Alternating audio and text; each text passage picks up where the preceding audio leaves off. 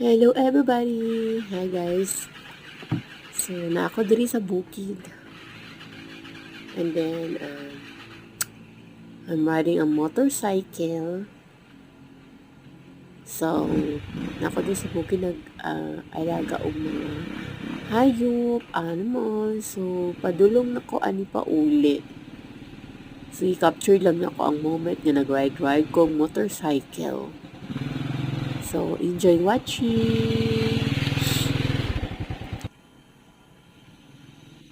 So, ito yung lifestyle ko sa pag-ride ng motorcycle even if I have a problem or a trials to encounter. So, medyo nakakagaan ng loob if mag-ride ako ng motorcycle.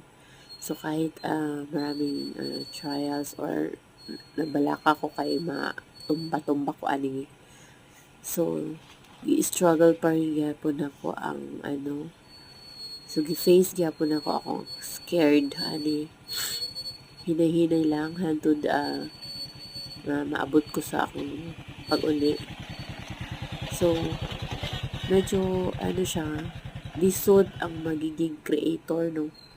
Ikaw pa ang videographer, ikaw pa ang creator, ikaw pa ang vlogger. So, lisod jud kaayo there guys magmotor ka lalo na pag bago lang kung nag-acquire og motor. So, bali amping-amping lang ko diri pero pag makabalo na jud og motor, pag mag-ride na ka, medyo easy na lang sa imo.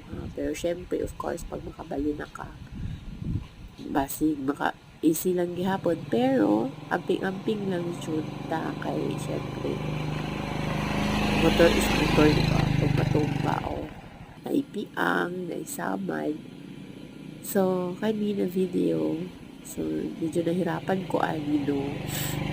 Kaya ako pa yung nag-video, ako pa yung nag-ride. So, hindi madali ang pagiging isang vlogger para lang makabuhat ng isa ka content. So, sana magustuhan ninyo guys ang aking video na ito.